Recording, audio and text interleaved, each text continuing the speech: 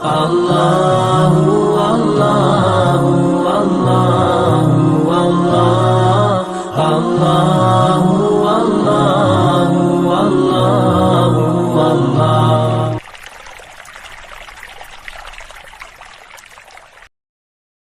Warahmatullahi wabarakatuh. Alhamdulillahi rabbil alamin. وأشهد أن لا إله إلا الله وحده لا شريك له ولي الصالحين وأشهد أن سيدنا ونبينا محمدا عبد الله ورسوله الصادق الأمين اللهم صل وسلم وبارك على سيدنا محمد وعلى آله وصحبه ومن تبعهم بإحسان إلى يوم الدين سبحانك لا علم لنا إلا ما علمتنا إنك أنت العليم الحكيم.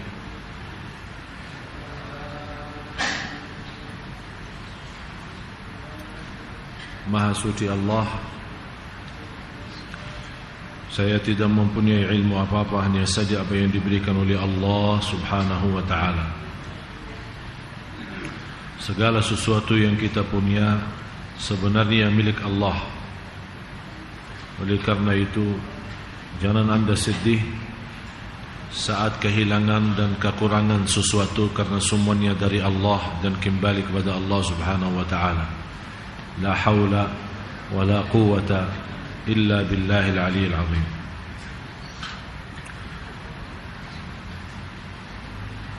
Jamaah muslimin muslimat, jamaah Masjid Agung Sunda Kelapa yang dimuliakan dan diberkahi Allah subhanahu wa ta'ala.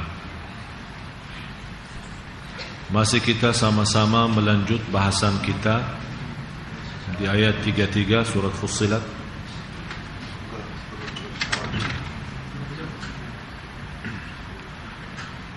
Sebagaimana kita sama-sama mempelajari keagungan dan kemuliaan istiqamah dan apa yang dirahasiakan dan disembunyikan oleh Allah subhanahu wa ta'ala bagi orang-orang yang istiqamah. Dan Rasulullah sallallahu alaihi wasallam bersabda, "Inna Allah yuhibbu minal amali adwamahu wa in qall." Allah paling senang amalan hamba sedikit demi sedikit, walaupun sederhana tapi istiqamah. Dan saya selalu menyebutkan semua jamaah untuk beristiqamah membaca Al-Quran, beristiqamah menjaga salat malam, beristiqamah bersedekah, beristiqamah amalan-amalan salih. Dan salah satu yang menjadi amal salih yang sangat dicintai Allah subhanahu wa ta'ala, sebagaimana penjelasan di ayat yang selanjutnya di surat Fussilat surah 41 ayat 33. Ya, jelas.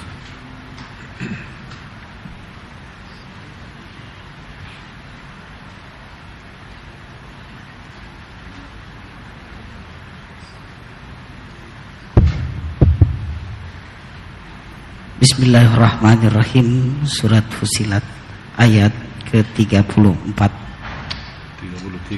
33.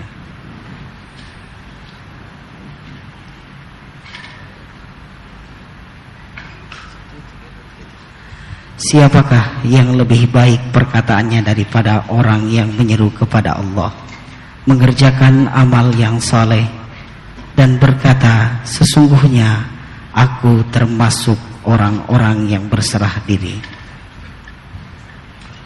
Ada dua hal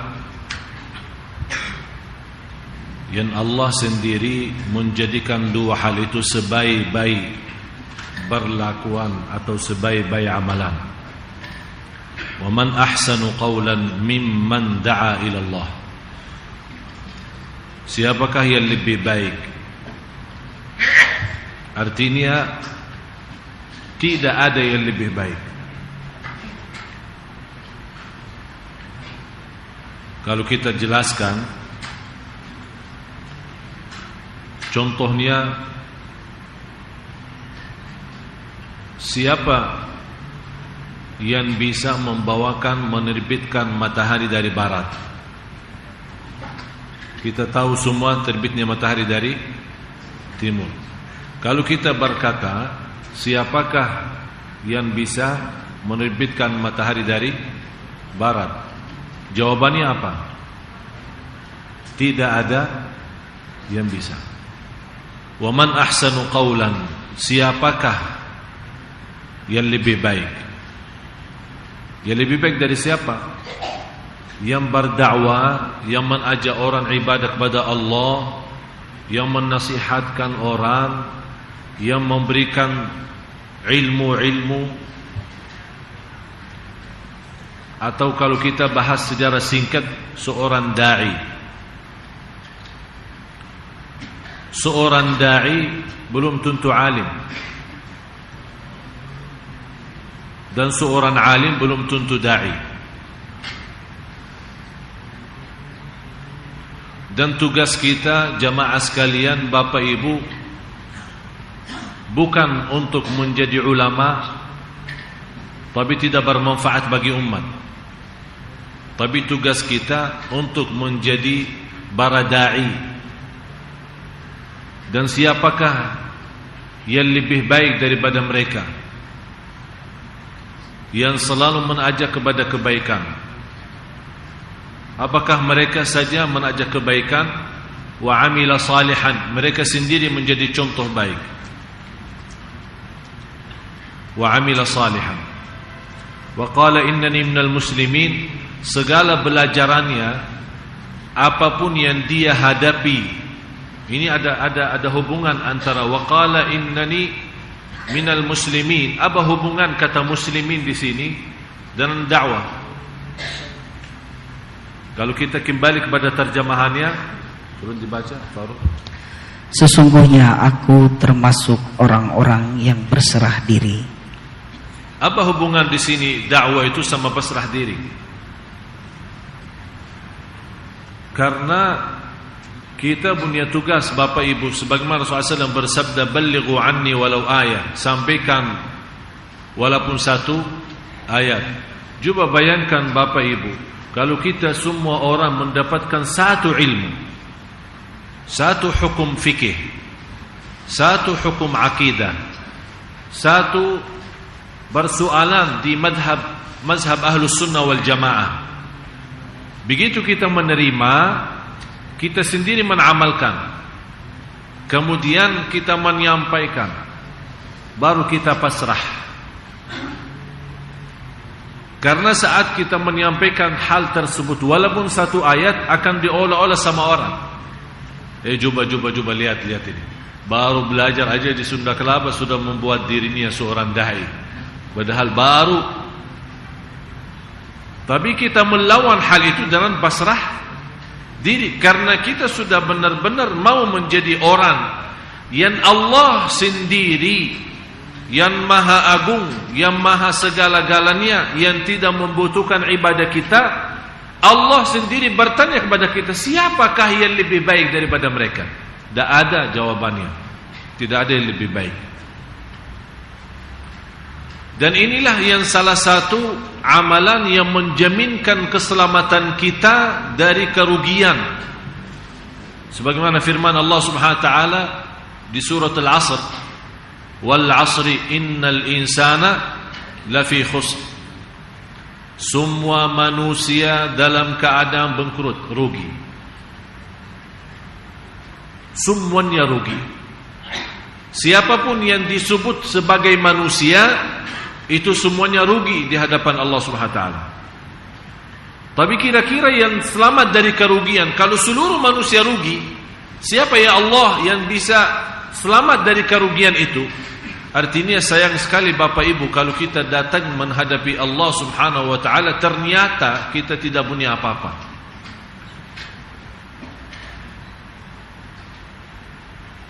Itu paling berat.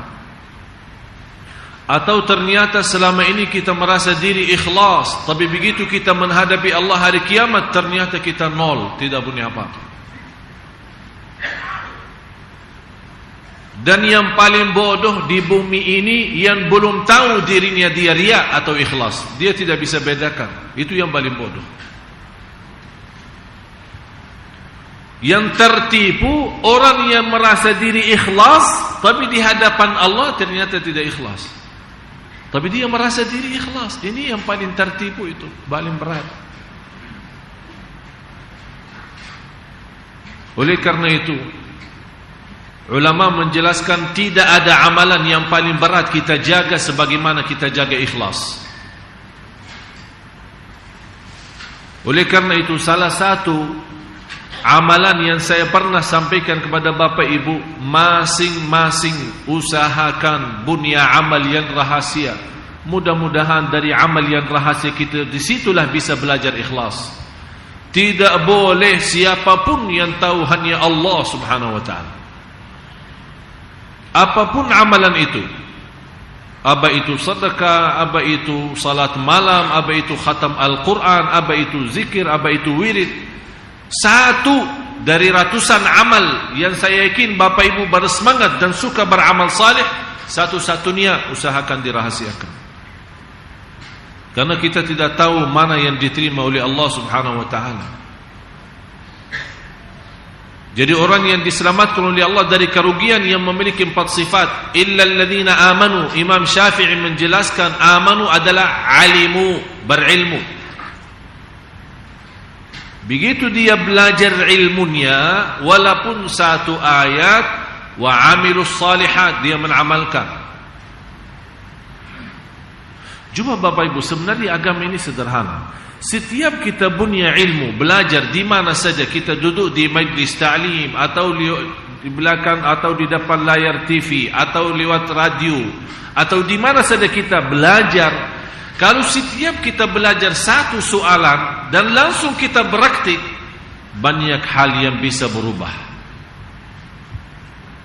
Tidak seperti ini, tidak semacam hal dan keadaan kita sekarang.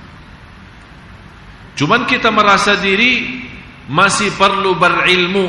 Ternyata lama-lama belajar ilmu, tapi dibanding amalan yang kita sudah belajari, tidak ada amalan.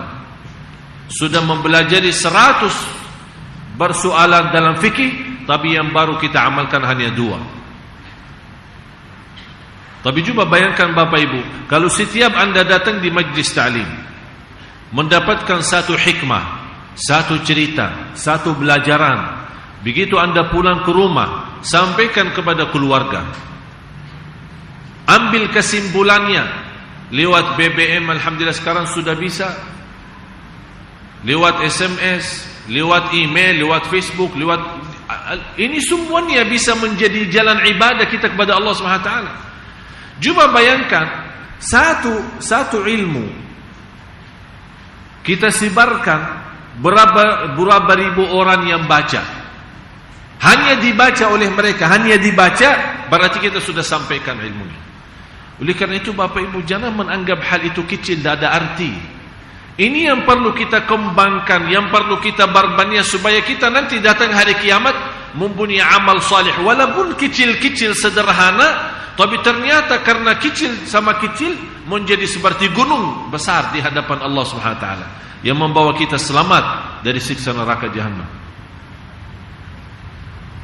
Wa amilus salihat wa tawasaw bil haqq. Memberikan wasiat, nasihat, ilmu, sampaikan dakwah. Dan itulah kelebihan sahabat.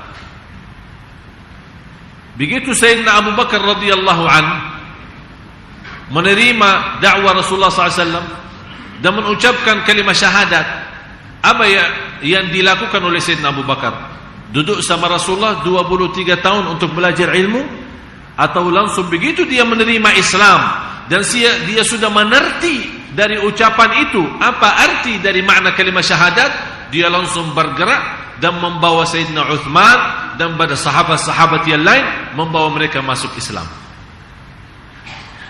Apakah mereka Rasulullah SAW di saat itu menurut, oh Sayyidina Abu Bakar, kok kamu ajak orang-orang lain, kamu belum belajar ilmu?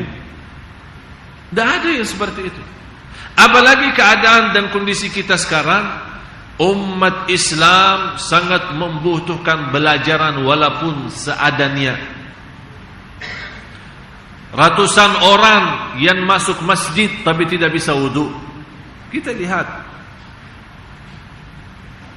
Alasannya kita tidak enak, alasannya kita malu, alasannya saya belum pandai, belum faham, saya bukan ustaz, saya takut salah.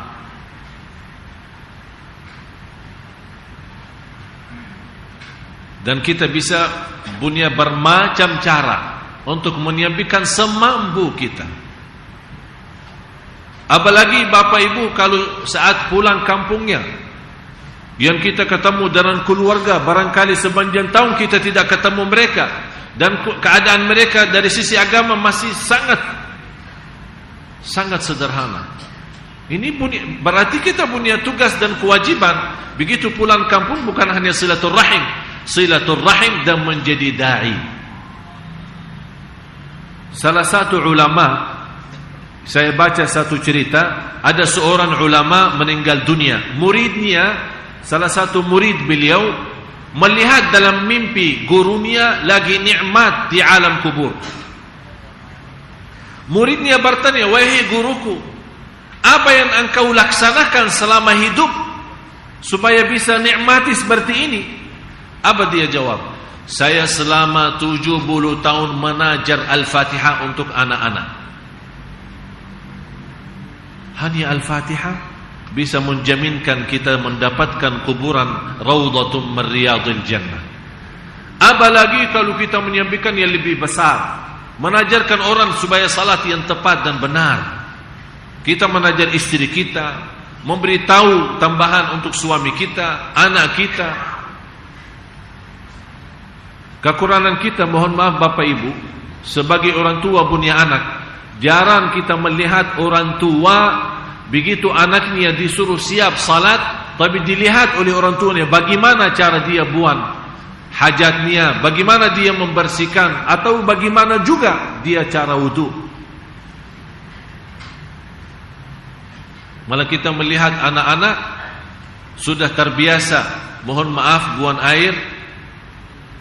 air kecil berdiri, padahal dilarang keras oleh Rasulullah SAW. Tapi menjadi budaya, sudah kebiasaan. Sekarang di mana-mana kita lihat, masuk mall, masuk pasar, sudah di mana-mana sudah. Malah kita kadang-kadang malas. Katanya lebih cepat lebih baik. Kencing berdiri sudah selesai. Dah si antri masuk kamar mandi lagi, ini buka celana lagi, ini panjang prosesnya. Ini sudah mudah. Kalau ada yang mudah jangan cari yang susah katanya. Tapi kita lupa dalam hal itu kita melanggar ajaran Nabi kita, Nabi Muhammad sallallahu alaihi wasallam. Malah dari sisi kesehatan pun tidak baik. Dan tidak ada sesuatu yang dilarang oleh Rasulullah SAW. Pasti bukan hanya untuk iman dan dosa kita, tapi ternyata untuk kesehatan kita pun sangat bahaya. Malah termasuk orang yang buang air saat dia berdiri, susah dia bisa membersihkan dengan benar. Salah satu siksa kubur orang yang tidak membersihkan dirinya saat habis buang air. Itu termasuk salah satu siksa kubur. Jadi kita sudah biasa. Tapi setiap kita belajar ilmu, bagaimana bisa Islam ini menjadi sederhana bagi kita? Setiap kita belajar ilmu, langsung kita praktik dan amalkan. Sebagaimana kita fahami, memang bahasan barangkali bisa orang berceramah 1 jam atau 40 menit. Kesimpulannya apa? Masa Bapak Ibu satu pun tidak mendapatkan ilmunya, satu saja. Langsung segera mengamalkan dan sampaikan kepada yang lain. Itu menjadi salah satu ibadah yang sangat disukai dan dicintai Allah Subhanahu wa taala. Wa man ahsanu qawlan mimman da'a. Siapa yang lebih baik dengan perkataannya? Berarti perkataan kita dalam bidang dakwah menyampaikan sesuatu walaupun satu persoalan. Oh mohon maaf, saya bisa mengajarkan cara wudu yang benar, tapi saya belum tahu cara salat yang benar. Udah, sampaikan wudu yang benar. Nanti insya Allah ada seorang lain yang bisa menyampaikan cara salat yang benar. Wa amila salihan wa qala innani minal muslimin. Imam Syafi'i rahimahullah berkata, kalau tidak ada Quran, Coba bayangkan Bapak Ibu, bagaimana sejauh mana ilmu Imam Syafi'i yang boleh dalam satu surah yang 3 ayat suratul Asr, hanya 3 ayat. Kata Imam Syafi'i, kalau Allah tidak menurunkan Al-Quran sama sekali, tidak ada 30 juz, Allah hanya turunkan kepada Rasulullah suratul Asr untuk manusia, supaya manusia belajar, supaya manusia mengamalkan isi suratul Asr. Kata Imam Syafi'i, cukup bagi manusia diselamatkan dunia akhirat. Hanya surat Al-Asr, apalagi 30 juz. Ini memberikan perhatian. Imam Syafi'i mempunyai pemahaman yang luar biasa. Cukup bagi manusia menjadi bahagia dan selamat dunia akhirat hanya kalau dia bisa memahami suratul Asr. Malah ada sebagian ulama berkata suratul Asr itu sepertiga ilmu agama. Dalam hadis innamal a'malu binniyat, 2/3 ilmu agama. Lebih daripada separuh ilmu agama pemahaman daripada hadis innamal a'malu binniyat. Dan niat itu memang luar biasa dahsyat. Dan banyak amalan kita ternyata sia-sia karena kita melupakan niatnya. Karena saya duduk di satu kantor, ada seorang, kayak ini mulai ada gerimis hujan, kemudian dia buka jendela supaya masuk udara yang cukup dingin ya, sejuk ya. Begitu dia buka, terus matiin AC-nya di kantor, terus duduk. Saya bertanya sama dia, kenapa Pak buka jendela itu? Dia bilang supaya ini gerimis hujan kan enak ya, anginnya biar ada udara sedikit untuk di kantor, dan juga gerimis hujan supaya berkah. Jadi dia nawaitu saat dia buka jendela itu hanya untuk mendapatkan udaranya saja. Saya bilang, Pak, subhanallah, ini amalan bisa jadi ibadah. Ternyata buka jendela bisa jadi ibadah. Dia kaget, masa jendela jadi ibadah? Saya bilang begini, kalau anda nawaitu, saya buka jendela untuk supaya bisa jelas mendengar azan di masjid yang sebelah kantor saya, berarti akan sekaligus dapat udaranya masuk. Selama anda membuka jendela itu menjadi ibadah, karena kita punya nawaitu untuk mendengar azan di masjid yang sebelah kantor kita. Banyak hal yang lain. Kesenyuman kita pagi hari di kantor, di jalan, apakah ada nawaitunya? Tidak. Atau sudah terbiasa? Saking pentingnya suratul Asr, sahabat pun antara dua, kalau sudah di dalam satu majlis, mereka sudah mau pulang, pisah. Sebelum mereka pisah, saling menestor surat Al-Asr. Ayo baca surat Al-Asr. Didengar, habis dia dengar, dia baca lagi. Saling menestor surat Al-Asr. Kenapa? Setiap pisah dari majlis menjadi sebuah sunnah. Menurut saya sunnah itu sudah tidak ada lagi. Malah dianggap sebagian orang itu bid'ah, karena Rasulullah SAW tidak pernah lakukan. Padahal saking pentingnya sahabat sendiri, mereka tidak pernah pisah di antara dua sampai sebelum membaca surat Al-Asr. Saling mengingatkan ilmu, amal, sabar, dakwah dan sabar. Wa man ahsanu qawlan mimman da'a ila Allah wa 'amila salihan wa qala innani muslimin. Dan Allah menjelaskan gambaran bagaimana perbedaan orang-orang yang berdakwah yang sama yang tidak. Artinya yang menyampaikan apa adanya sama yang tidak. Istilahnya, ana tidak tahu, ana tidak mau ikut campur, ana tidak ada urusan. Padahal ini semua kewajiban kita. Sebagaimana firman Allah Subhanahu wa taala, kuntum khaira ummatin ukhrijat lin-nas ta'muruna bil ma'ruf wa tanhauna 'anil munkar wa tu'minuna billah. Allah menjadikan umat ini, umat Nabi Muhammad SAW, sebaik-baik umat. Apa yang membuat ini umat yang terbaik di antara umat yang lain?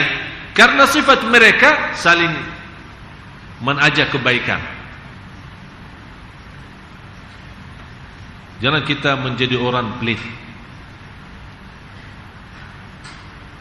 Biar orang-orang berkata macam-macam, tapi karena kita nawaitu, walaupun saya tidak fantas menjadi seorang da'i, walaupun tidak fantas menjadi seorang ustaz, saya belum begitu faham, tapi saya sudah faham satu soalan, saya menyampaikan soalan itu, mudah-mudahan bermanfaat. Kalau kita meninggal dunia dan persoalan itu walaupun satu didengar oleh seorang lain, atau keluarga kita, atau kita beri kepada orang lain, selama dia mengamalkan hal itu, Allah akan kirimkan pahalanya selama kita di alam kubur. Tapi kalau kita sendiri amalkan dan diamkan, oleh karena itu Allah memberikan gambaran, apakah sama kebaikan sama kejahatan? Terus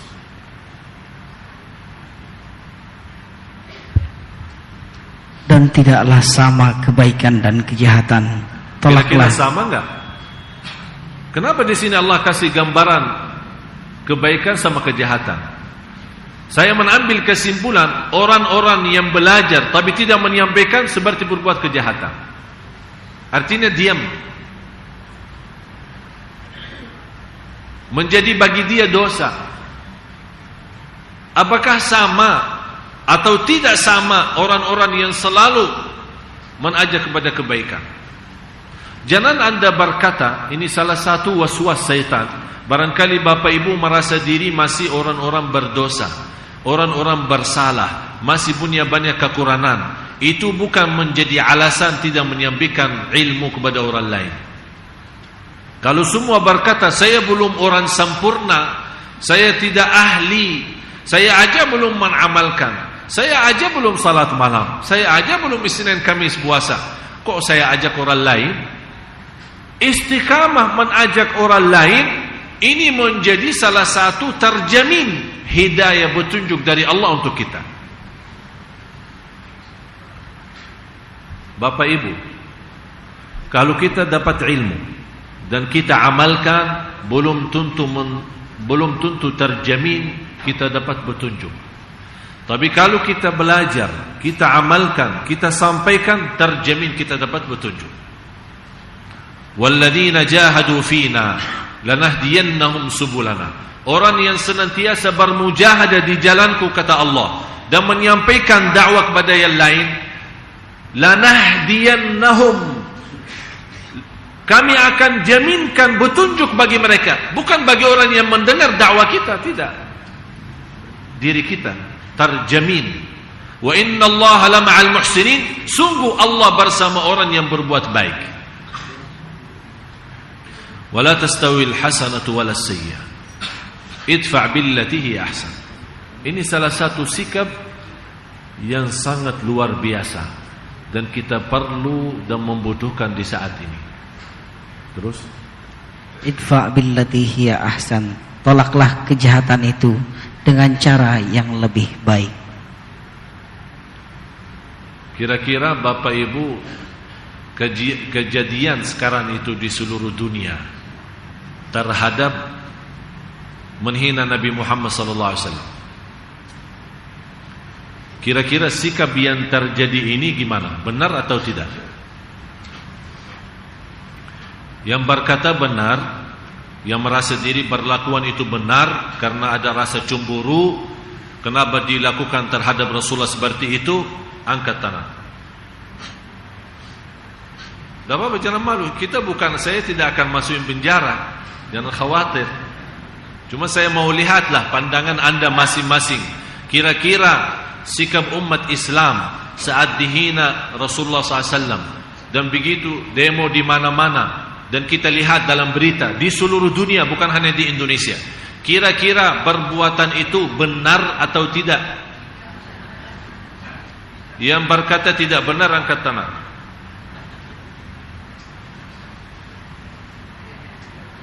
Terus yang kata benar, angkat tangan. Ada juga pendapat beda ya.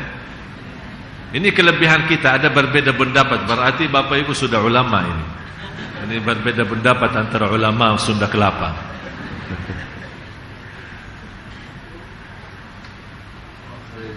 Kalau menurut saya berlaku mereka itu benar dan juga salah, dua-duanya. Benar apa? Apa kebenaran yang terjadi? Yang benar adalah rasa cemburu, rasa kasih sayang kepada Rasulullah SAW.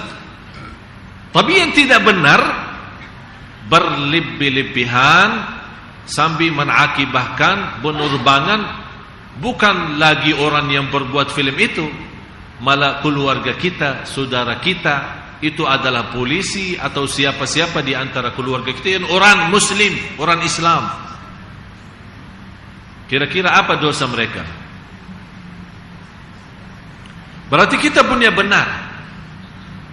Dan saya yakin Bapak Ibu, kalau kita berfikir secara adil, yang bikin film itu kira-kira karena dia jahat atau memang dia sudah punya gambaran umat Islam seperti itu? Hah?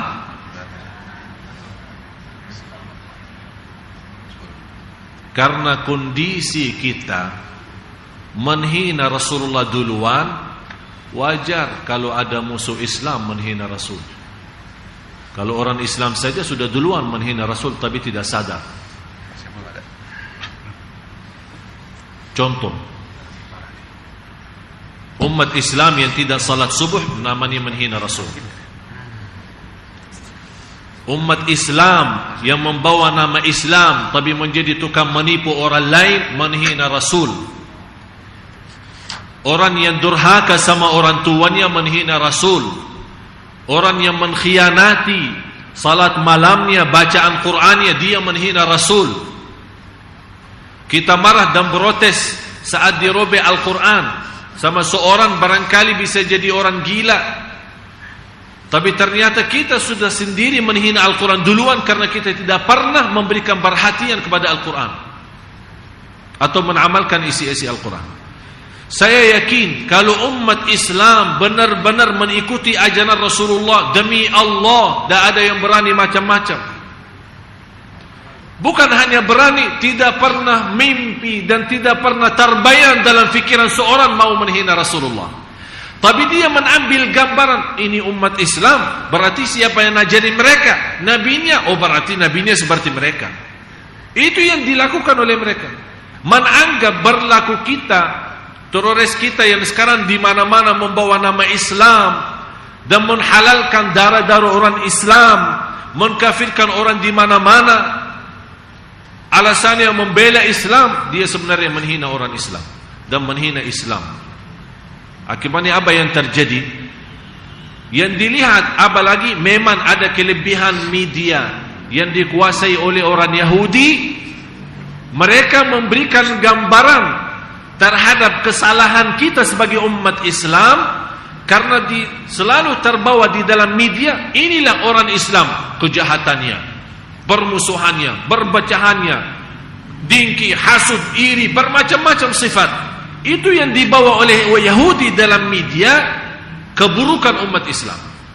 Dan saya selalu berkata, jangan, kalau anda mau tahu Islam, jangan melihat perbuatan orang Islam, anda belajar Islam sendiri. Beda kalau kita kembali kepada sejarah Islam. Dulu orang-orang tidak pernah bawa ceramah Islam, hanya lewat akhlak, lewat perbuatan, berlakuan. Banyak yang masuk Islam. Contoh kita Rasulullah SAW. Rasulullah pernah nangis karena seorang jiwa anak orang Yahudi meninggal dunia belum masuk Islam, nangis. Sahabat heran, ya Rasulullah, nangis karena orang Yahudi mati, biarkan dia mati. Apa jawaban Rasulullah SAW? Ada seorang jiwa manusia masuk neraka, saya tidak mampu selamatkan dia. Jubah fikiran Rasulullah, targetnya kemana? Sampai dia berduli orang Yahudi diselamatkan oleh Allah. Tapi karena dia tidak mengucapkan dan dia tidak menerima dakwah Islam, meninggal dunia. Rasulullah SAW menangis dan sedih. karena dia meninggal dan dihukumkan masuk neraka karena dia tidak masuk Islam. Dan Rasulullah SAW sudah bersabda di hadis yang sahih, tidak ada orang Yahudi dan Nasrani yang pernah mendengar namaku, memahami dakwaku, tapi tidak menerima, akan masuk neraka.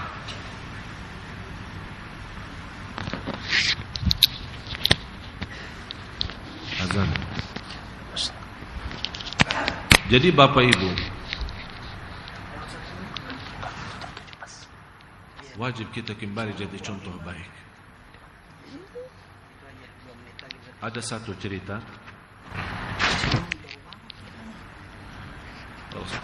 Rasulullah SAW berjalan di Padang Basir, bertemu dengan seorang wanita yang sudah usia dan sudah tua. Rasulullah SAW pernah di Padang Basir berjumpa sama seorang wanita, ibu sudah tua, dan ibu itu lagi kumpulkan kayu untuk menjadi bahan bakar buat makanannya, kayu bakar. Habis dia kumpulkan, Padang Basir di musim panas, habis dia kumpulkan beberapa jumlah kayu, sepertinya dia tidak sanggup membawa. Rasulullah SAW begitu lewat tempat itu melihat seorang ibu, dan Rasulullah SAW menawarkan diri untuk membantu seorang ibu. Kata ibu, jangan, kayunya berat, perjalanan jauh, dan musim panas. Itu jawaban seorang ibu, dan kasihan. Kata Rasulullah SAW, dan ibu itu belum tahu itu Rasulullah. Dia menganggap seorang abirus sabil, lewat jalan saja. Rasulullah SAW tetap menawarkan, tidak apa, saya akan bantu. Rasulullah SAW sendiri mengangkat kayu itu dan berjalan jauh menemani seorang ibu yang sudah usia dan sudah tua sampai ke tempatnya. Dan ibu melihat, sangat mengagumkan bantuan Nabi Muhammad SAW. Dan kata ibu, saya seorang sendiri, tidak punya siapa-siapa, dan saya orang miskin, saya tidak bisa membayar atau membalas kebaikan itu. Tapi saya ada satu nasihat, mudah-mudahan nasihat ini bisa menjadi bermanfaat untukmu dan bisa membalas kebaikanmu sama saya. Rasulullah SAW silahkan, apa nasihatnya? Kata ibu itu, ada seorang di Makkah terpanggil namanya Muhammad, berhati-hati dari dia, jangan berusaha ketemu sama dia, karena dia orang jahat dan akhlaknya buruk dan tukang sihir. Setiap orang dengar bicaraan dia langsung terharu atau langsung bisa tertipu. Rasulullah SAW senyum dan kata, wahai ibu, kalau saya berkata saya sendiri Muhammad, bagaimana? Kata ibu, kalau memang benar kamu Muhammad itu, saya akan berani berkata asyhadu an la ilaha illallah wa asyhadu anna Muhammad Rasulullah, masuk Islam. Apakah Rasulullah SAW datang mengenalkan diri kepada seorang itu? Atau Rasulullah pernah menceramahin dia berdakwah sepanjang perjalanan? Apakah Rasulullah SAW membawa Al-Quran atau hadis Bukhari Muslim untuk memberitahu hadiah bagi dia? Tidak. Hanya Rasulullah beraktik mengamalkan apa yang diperintahkan oleh Allah, langsung orang itu masuk Islam. Padahal sederhana, hal sederhana. Dan banyak seperti itu. Musim haji yang kita sekarang protes banyak masyarakat terhadap Amerika. Katanya Amerika yang jahat, Amerika ini Saya tidak mau bahas soal politik ya. Saya bukan orang membela Amerika atau membela siapa-siapa. Tapi yang menarik perhatian saya waktu musim haji tahun kemarin,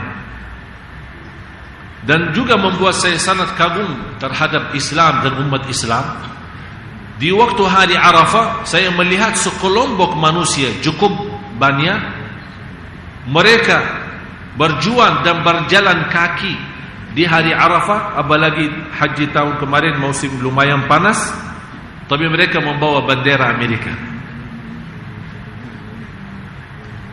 Saya mengambil satu kesimpulan dan pelajaran. Mereka tunjukkan kalau memang politik kami, pemerintah kami jahat, dosa kita apa sebagai masyarakat Amerika yang masuk Islam. Berarti Bapak Ibu, semestinya kita orang bisa memberikan gambaran yang baik, tidak perlu berbicara. Dan itulah yang membuat banyak umat Islam masuk Islam karena perbuatan kita. Salah satu sebabnya masuk Islam dan tersebar di negara Indonesia, orang-orang dari negeri Arab datang menjadi orang berusaha, bukan berdakwah. Sebenarnya mereka datang sebagai pengusaha, berbisnis.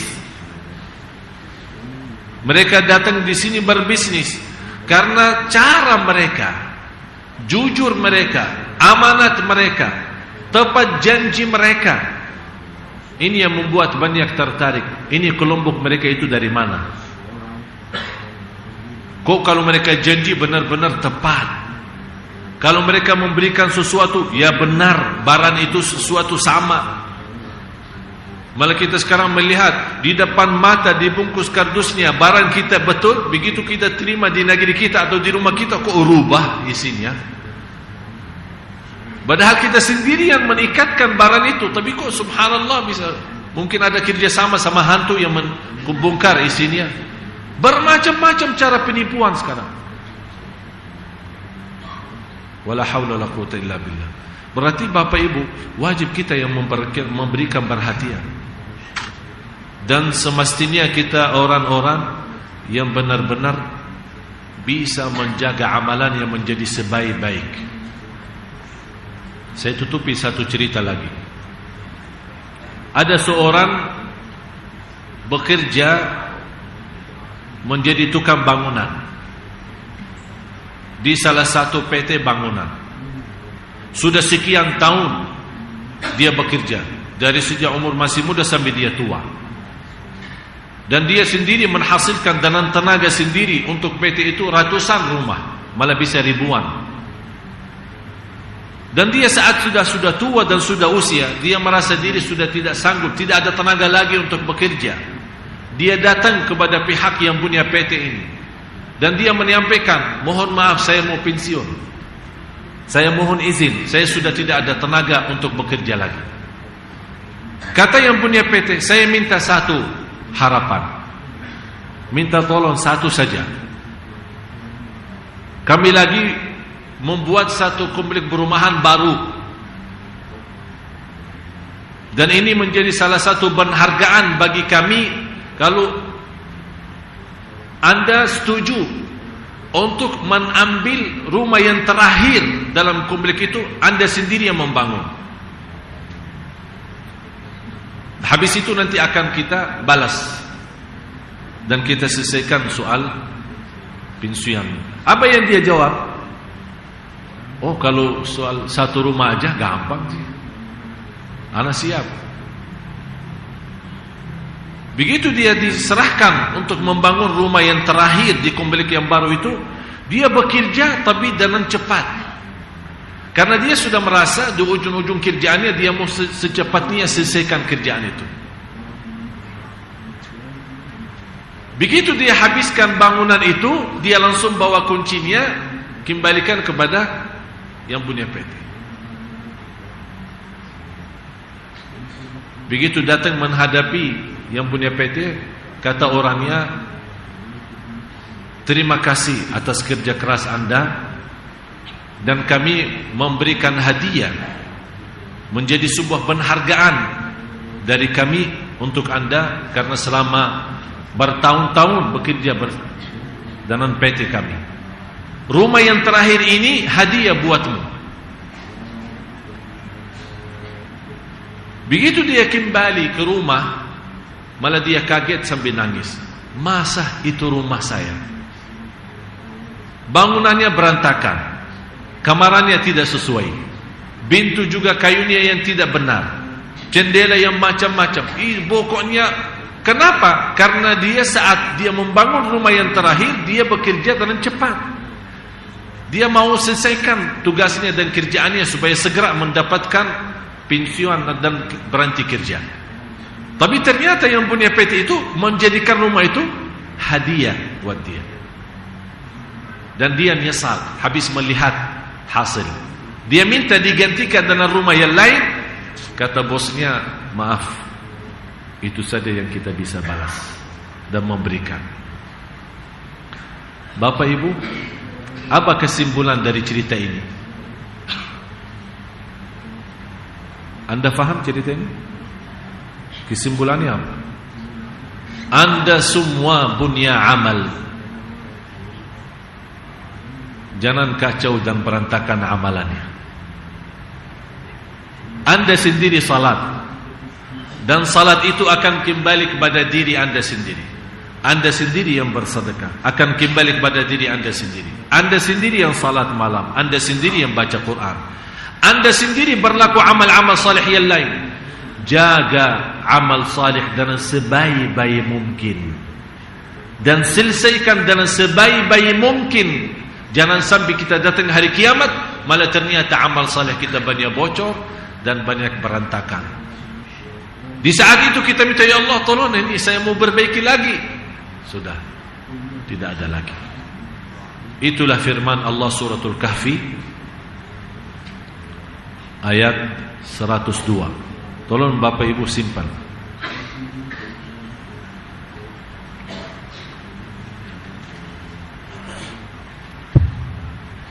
Seratus 103, 104, 105, 106. Jadi dari 103 sampai dengan 106. Tolong baca.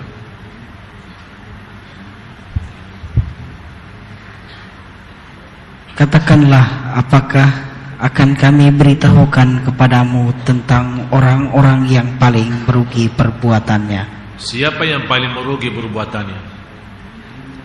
Ada orang rugi, ada yang paling rugi. Kalau paling rugi itu berarti tidak ada kesempatan untuk berbaiki lagi. Beda sama yang merugi. Terus siapa, ya Allah tolong jelasin supaya kita bisa selamat dari sifat itu. Siapa ya Allah di antara kami yang paling rugi? Terus yaitu orang-orang yang telah sia-sia perbuatannya dalam kehidupan di dunia ini. Terus sedangkan mereka menyangka bahwa mereka berbuat sebaik-baiknya. Paling berat jamaah sekalian, kita merasa diri berlaku ikhlas sebaik-baiknya, tapi ternyata ada di dalam hati kita yang merusakkan ikhlas itu.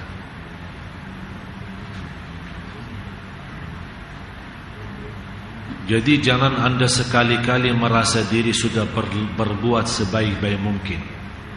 Walaupun Anda orang ikhlas, walaupun Anda orang salih, walaupun Anda orang istiqamah baca Quran dan salat malam, walaupun Anda biasa dan senantiasa membantu orang lain, jangan Anda sekali-kali merasa diri sudah berbuat sebaik-baik mungkin.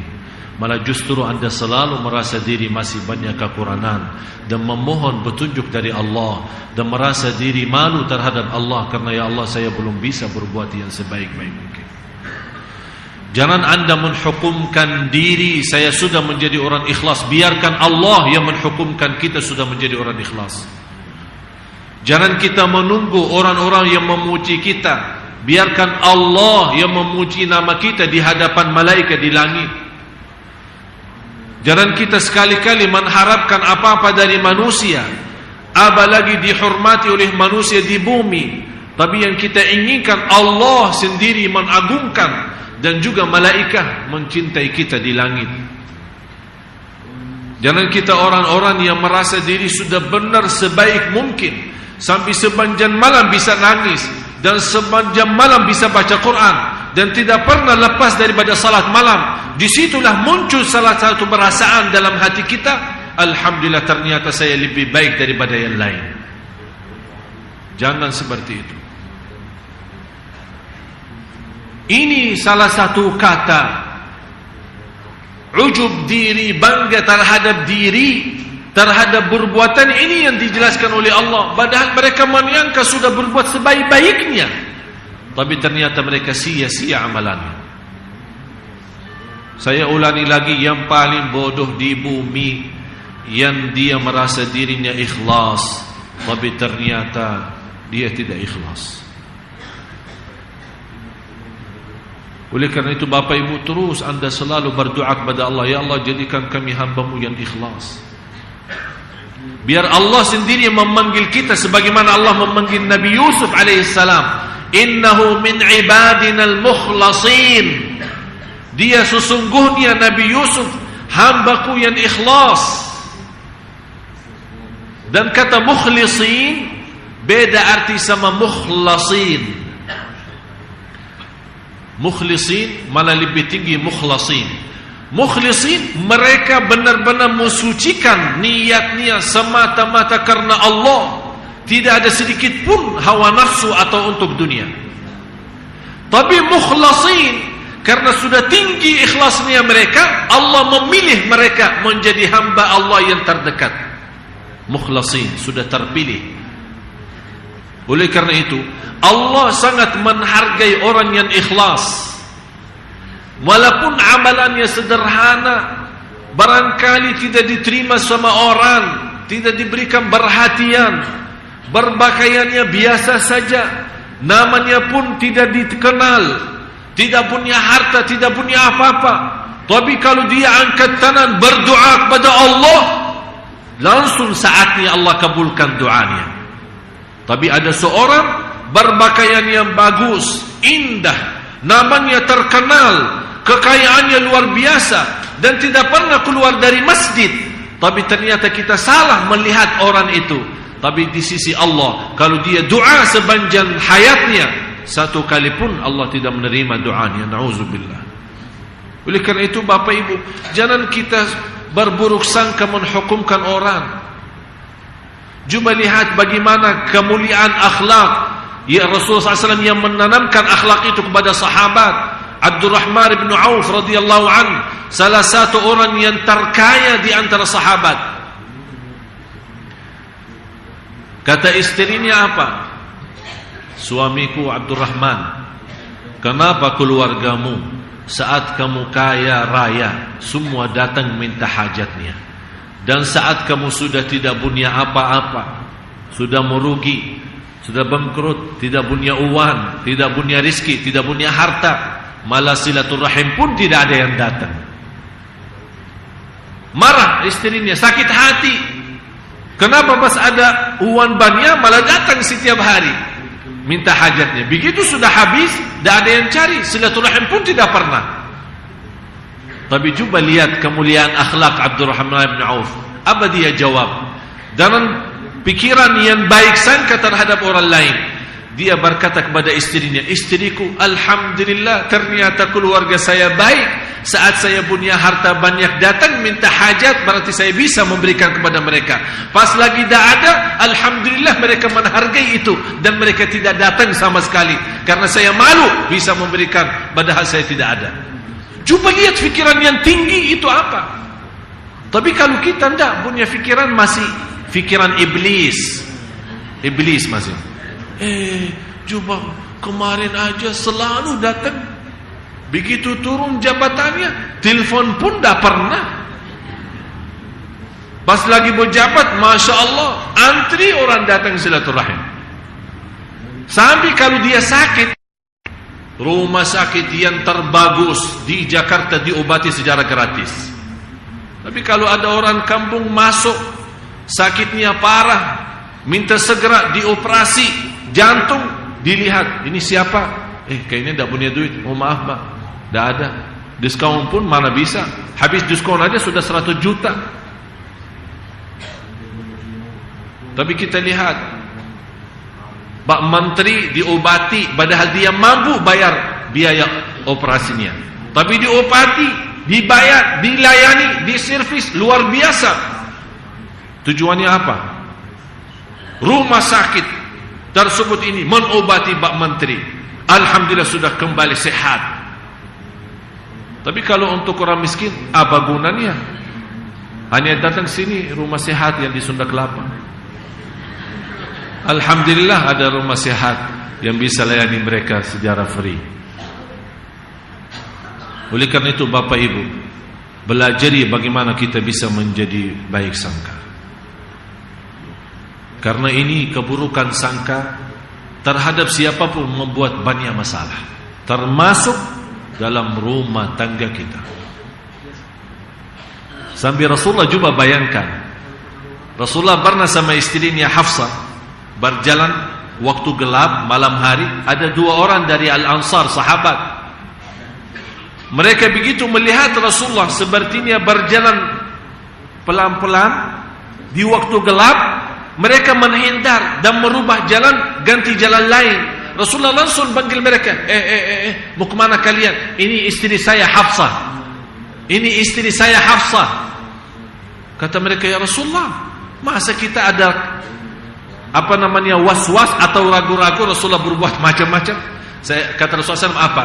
Ini bukan soal kalian, tapi iblis pintar menggosok hati kalian. Ini Rasulullah sendiri padahal berjalan sama istrinya, tapi karena gelap istrinya tidak dilihat oleh Al-Ansar. Begitu Al-Ansar melihat Rasulullah bersama istrinya, mereka hindarkan diri, menjauhkan, mencari jalan lain. Rasulullah menstopkan mereka. Sini. Ini istriku, jangan berfikir macam-macam. Kata mereka, ya Rasulullah, masa kepada engkau kami fikir macam-macam? Kata Rasulullah, bukan kalian, tapi iblis tidak bisa terjamin. Oleh karena itu Bapak Ibu, bagaimana cara kita belajari supaya menjadi orang baik sangka? Siapapun orang datang minta tolong sama kita, kita bisa dan mampu membantu.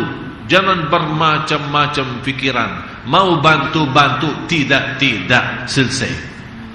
Tapi jangan, ini benar enggak? Bohong enggak? Terus mana buktinya? Surat mana? Coba saya tanya dulu, periksa. Ini surat. Terus tanya sana, tanya sini, tanya ini. Apa? Habis pusing, stres, baru bantu. Itu namanya nyakiti. Kenapa pusing? Kalau memang Anda merasa diri was-was, tidak percaya sama orang, tidak usah bantu. Maaf, saya tidak bisa bantu. Atau minta secara nyata dan jelas, maaf, boleh saya bantu, tapi saya minta bukti yang jelas. Perlu obat, perlu operasi, perlu apa, insya Allah saya bantu sepenuhnya. Kita orang terbuka, biar tidak ada kesempatan sedikit pun untuk syaitan masuk berwas-was.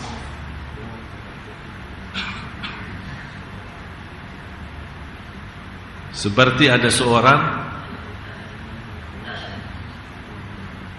apalagi selalu ini terjadi dalam acara undangan kita. Biasa kalau acara pernikahan, acara besar, itu selalu terjadi dan kita jarang kita jaga. Kadang-kadang kita lagi duduk di satu tempat, ada seorang dari jauh melihat kita, sepertinya dia mau salaman sama kita, tapi mungkin terhalang karena jauh atau alasan lain. Kalau kita orang-orang benar-benar terbuka fikirannya dan tidak memberikan jalur kesempatan untuk was-was, malah kita yang datang duluan. Jamu dia dan salaman sama dia. Maaf Pak, saya perhatiin Anda dari jauh, tapi mohon maaf saya lagi ada layani tamu lain. Bisa orang yang melihat kita dan kita bisa melihat, tapi karena kita tidak memberikan perhatian, bisa bermacam-macam. Oh, ini baru saja sudah begini, Ustaz masuk TV yang sudah sombong. Itu sebenarnya mohon maaf Bapak Ibu, hal itu terjadi sama saya sendiri. Banyak saya terima SMS, banyak saya terima BBM, ada yang malah yang telepon, protes, marah. Kok orang Ustaz ini sombong? Saya bilang terima kasih, tapi tolong kasih tahu sebenarnya saya jadi pelajaran bagi saya. Saya pernah di acara nugur-nugur Ustaz malah tidak kasih perhatian. Baru saja di TV One sudah sombong Ustaz. Saya bilang mohon maaf. Saya bagaimana bisa jelasin sama dia lewat apalagi lewat telepon. Mohon maaf, saya barangkali kalau ada salah bukan salah saya, itu salah mata saya tidak melihat. Itu aja, selesai masalah. Malah banyak orang sudah punya sikap terhadap saya padahal dia belum kenal. Malah bisa berbuat macam-macam cerita, bisa buat buku cerita, tapi ternyata tidak ada isinya, tidak ada yang benar. Dan Imam Syafi'i, saya tutupi hikmah ini, tolong jadi pelajaran bagi kita semua. Dan ada juga guru saya membuat satu buku, apa yang diajarkan oleh musuhku. Apa yang diajarkan oleh musuhku. Artinya saya banyak dapat pelajaran dari orang yang tidak suka sama aku. Menjadi pelajaran sampai dia bikin buku guru saya itu. Prinsip Imam Syafi'i dan termasuk alhamdulillah prinsip saya, kalau ada seorang berbicara bermacam-macam bicara terhadap diri kita, ambil dua hikmah. Ambil dua hikmah. Kalau perkataan mereka benar, ternyata apa yang disebut oleh mereka ternyata benar, kita lebih tahu daripada orang lain, kita lebih tahu diri daripada orang. Ternyata apa yang dikatakan oleh mereka ternyata benar, berarti ini menjadi muhasabah bagi kita. Terima kasih kawan-kawan sudah menasihati saya walaupun tidak secara langsung, melewat ghibah dan namimah. Yang kedua, kalau perkataan mereka tidak benar, kenapa kita yang pusing? Yang dosa siapa? Dia, sudah selesai. Begitu juga Rasulullah waktu bersama Sayyidina Abu Bakar, istrinya Abu Lahab. Kan Allah sebutkan istrinya Abu Lahab kan masuk neraka. Wa imra'atu hammalatal hatta fi jidha hablun. Kenapa dia si istri ini Abu Lahab? Istri Abu Lahab seorang syair. Faham syair? Bikin syair. Syair, syair ya.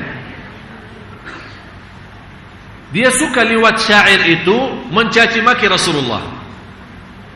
Karena dia pas lewat, dan Allah Subhanahu wa taala memiliki kuasa.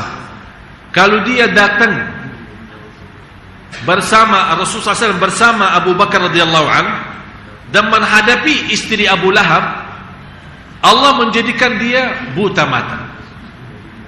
Bisa lihat Sayyidina Abu Bakar, tapi di sampingnya Rasulullah dia tidak bisa lihat Rasulullah.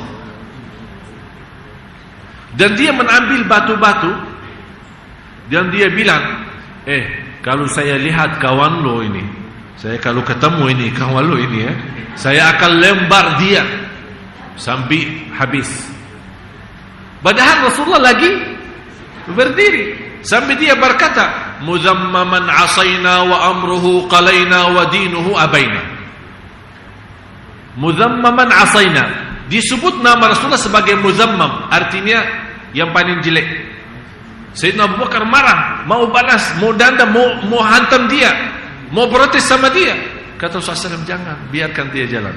Begitu dia lewat, Sayyidina Abu Bakar, ya Rasulullah, wanita ini tidak melihatmu. Kata Rasulullah SAW, dia tidak melihat, hanya lihat kamu aja. Kalau saya tidak melihat. Terus ya Rasulullah, terus dia bilang, ya muzammaman. Muzammaman artinya yang paling jelek.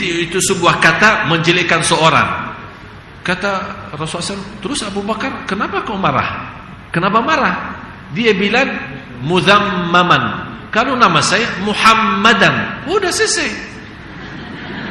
Dia maksudnya dia muzammaman. Kalau saya Muhammadan, kenapa pusing? Ada pernah seorang, itu terjadi saya sama saya di waktu apa? Biasanya kalau musim haji, maklumlah ya, apalagi mau naik kereta, ada kereta buat melayani jemaah haji antara Mina, Arafat, Muzdalifah, sudah apa aktif, sudah berjalan.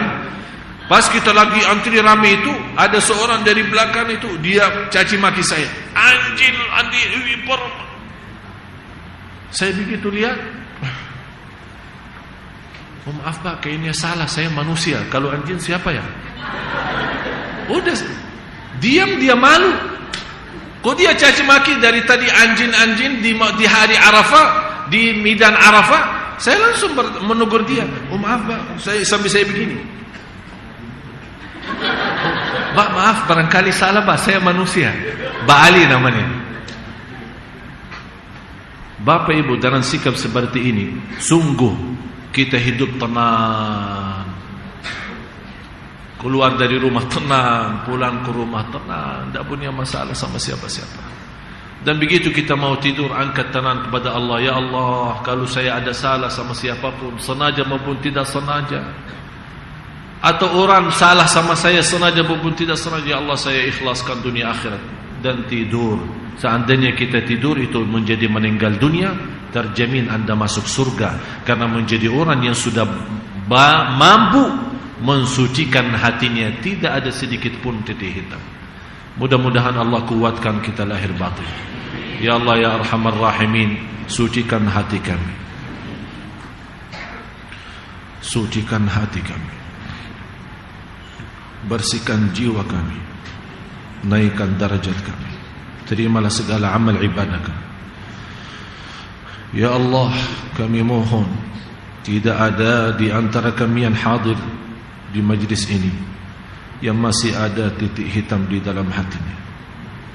Ya Allah, sinarkan hati kami, cahayakan hati kami dengan cahaya iman, dengan cahaya cinta terhadap seluruh umat Islam, saling mencintai, saling memaafkan, dan saling menutupi kekurangan yang lain. Ya Allah, ampunilah segala dosa kami, maafkan atas kesalahan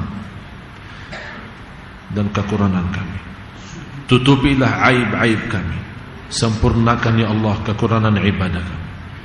Ya Arhamar Rahimin, ya Allah, kami sebagai hamba-Mu yang belum pantas menjadi ahli surga-Mu, tapi dengan rahmat-Mu ya Allah kami mengharapkan surga-Mu. Ya Allah, walaupun amalan kami belum menjadi sempurna, tapi dengan mata harapan kami dan keyakinan kami terhadap Engkau yang maha kasih sayang, yang menyempurnakan amal ibadah kami dan menjadikan kami hamba-hamba-Mu yang ikhlas ya Rabbal Alamin. Ya Allah, berilah kepada kami istiqamah ikhlas lahir batin sampai akhir hayat. Dengan keberkahan ikhlas kami selamat dan bahagia dunia akhirat. Ya Allah, bagaimana Engkau berikan kepada kami kemudahan sama-sama berkumpul di sini. Ya Allah, berilah kepada kami kemuliaan sama-sama jumpa lagi di surga-Mu ya Allah, bersama Nabi Muhammad sallallahu alaihi wasallam serta orang tua kami ya Rabbal Alamin. Ampuni orang tua kami, sayangi orang tua kami. Ya Allah, selama ini kami tidak mampu menjadi orang yang ikhlas terhadap orang tua kami. Ya Allah, maafkan atas kekurangan kami, kesalahan kami, durhaka kami. Ya Allah, kami harap dengan doa kami untuk orang tua kami bisa memaafkan kekurangan dan kesalahan kami terhadap mereka, dan bisa dengan kebaikan ya Allah yang disampaikan oleh orang tua kami terhadap kami, Engkau hanya yang mampu balas kebaikan mereka dunia akhirat. Ya Allah, jadikan orang tua kami mulia di sisi-Mu dunia akhirat ya Rabbal Alamin. Ampuni saudara kami muslimin, muslimat, mu'minin, mu'minat yang hidup maupun yang telah wafat ya Arhamar Rahimin. Ya Allah, akhiri hayat kami dengan husnul khatimah. ربنا تقبل منا وتب علينا واغفر لنا وارحمنا إنك أنت الغفور الرحيم. ربنا آتنا في الدنيا حسنة وفي الآخرة حسنة وقنا عذاب النار. وصلى الله على سيدنا ونبينا محمد وعلى آله وصحبه وسلم والحمد لله رب العالمين. سبحانك اللهم وبحمدك أشهد أن لا إله إلا أنت أستغفرك وأتوب إليك. Sama-sama أعوذ بالله من الشيطان الرجيم. بسم الله الرحمن الرحيم. والعصر إن الإنسان لفي خسر إلا الذين آمنوا وعملوا الصالحات وتواصوا بالحق وتواصوا بالصبر. صدق الله العظيم. السلام عليكم ورحمة الله وبركاته. Waalaikumsalam warahmatullahi